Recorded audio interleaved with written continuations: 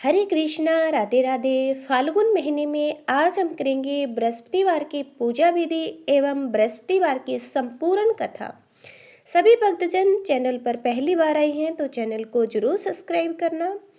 भगवान बृहस्पति देव की पूजा अर्चना के लिए बृहस्पतिवार को व्रत करके बृहस्पतिवार की व्रत कथा को पढ़ने अथवा किसी दूसरे स्त्री पुरुष के द्वारा सुनने की प्राचीन परंपरा है। बृहस्पतिवार का व्रत करने और व्रत कथा सुनने से स्त्री पुरुषों की सभी मनोकामनाएं पूरी होती है। इस व्रत से धन संपत्ति की प्राप्ति होती है, निसंतानों को पुत्र प्राप्ति होती है, परिवार में सुख शांति बनी रहती है, सभी आनंद पूर्वक रहते हैं। आइए अब हम करते हैं पूजा विधि। बृहस्पतिवार को सूर्योदय से पहले उठकर स्नान करके निवृत्त होकर भगवान बृहस्पति देव को याद करते हुए व्रत का आरंभ करना चाहिए। उपासक को घर के किसी कक्ष में छोटा अथवा बड़ा पूजा स्थल बनाकर उसमें भगवान बृहस्पति देव की प्रतिमा की स्थापना करनी चाहिए। घर के समीप किसी मंदिर में जाकर भी भगवान बृहस्पति देव की पूजा की जा सकती है। भगवान बृहस्पति देव पीले रंग के पुष्प पूजा के लिए पीले रंग की सामग्री को विशेष रूप से पसंद करते हैं, इसलिए स्नान के बाद पीले रंग के वस्त्र को धारण करने का विशेष महत्व बताया गया है। पीले रंग के पुष्प पीले रंग के वस्त्र धारण करने से बृहस्पति भगवान की कृपा बनी रहती है। भोजन में चने की दाल, बेसन, दूसरे पीले रंग के खाद्य पदार्थों का सेवन करना चाहिए। व्रत करने वाले पुरुष बृहस्पतिवार को दाढ़ी व सिर के बाल नहीं कटवाएं। पूजा के समय भगवान बृहस्पति देव से जो मनोकामना प्रकट की जाती है वह उस मनोकामना को अवश्य पूरी करते हैं। इस व्रत में व्रत कथा पढ़ने और श्रवण करने का विशेष महत्व है। आइए अब हम करते हैं बृहस्पतिवार की संपूर्ण कथा। तो प्रेम से बोलिए बृहस्पति भगवान की जय। फाल्गुन महीने में सुनी जाने वाली ये कथा बहुत ही सार्थक सिद्ध होती है। सभी भक्तजन चैनल को जरूर सब्सक्राइब करना। प्राचीन काल में एक बहुत ही निर्धन ब्राह्मण था। उसकी कोई संतान नहीं थी। वह नित्य पूजा पाठ करता, परंतु उसकी स्त्री बहुत मलिनता के साथ रहती थी। वह न तो स्नान करती और न ही किसी देवता का पूजन करती। प्रातःकाल उठते ही सर्वप्रथम भोजन करती, बाद में कोई अन्य कार्य करती। ब्राह्मण देवता बहुत दुखी रहते थे। पत्नी को बहुत समझाते किंतु उसका कोई परिणाम न निकलता। भगवान की अनुकंपा से एक समय उस ब्राह्मण की पत्नी गर्भवती हुई और 10वें महीने एक सुंदर कन्या को जन्म दिया। निर्धन ब्राह्मण कन्या के जन्म से बहुत दुखी हुआ। धीरे धीरे ब्राह्मण की कन्या बड़ी होने लगी। बचपन से ही उस कन्या की रुचि भगवान विष्णु की पूजा में थी। वह प्रातः उठते ही स्नान आदि करके भगवान विष्णु की पूजा करने मंदिर में जाती थी। बृहस्पतिवार को व्रत करके विधिवत पूजा पाठ करके पूजा पाठ के बाद वह पढ़ने के लिए पाठशाला में जाती। घर से चलते हुए वह मुट्ठी भर जोर साथ लेकर जाती। पाठशाला के रास्ते में थोड़ी थोड़ी जो गिराती जाती। जब वह पाठशाला से घर लौटती तो जो कि वह दाने सोने में बदले हुए मिलते थे। लड़की सभी सोने के दाने बीन लाती। एक दिन जब वह सोने के दानों को साफ कर रही थी तो उसकी माँ ने कहा, बेटी, सोने के दाने साफ करने के लिए सोने का सूप भी होना चाहिए। अगले दिन बृहस्पतिवार था। उसने भगवान बृहस्पति देव की पूजा करते हुए प्रार्थना की, हे भगवान, यदि मैंने आपका व्रत विधिवत किया हो तो मुझे सोने का सूप दे दो। भगवान बृहस्पति देव ने उनकी मनोकामना पूरी करने का वचन दिया।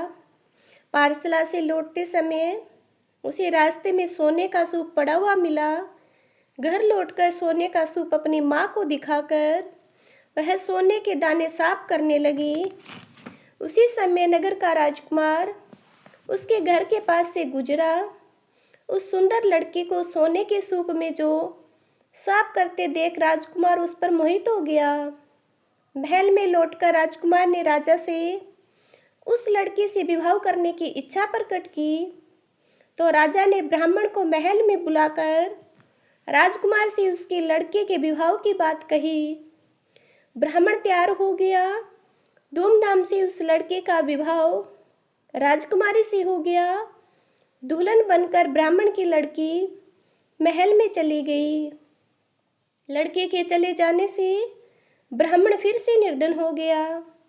उसे कई कई दिन भोजन भी नहीं मिलता था। बहुत दुखी होकर ब्राह्मण एक दिन अपनी लड़के के पास गया। अपने पिता से निर्धनता का समाचार सुनकर उसे बहुत सा धन देकर पिता को विदा किया। उस धन से ब्राह्मण के कुछ दिन तो आराम से बीते गुजर गए, लेकिन जल्दी ही फिर भूखों मरने की हालात हो गई।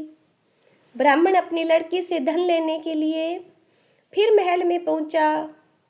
लड़की ने पिता की बुरी हालात देखकर कहा, पिताजी, आखिर आप कब तक मुझसे धन लेकर जीवन यापन करेंगे?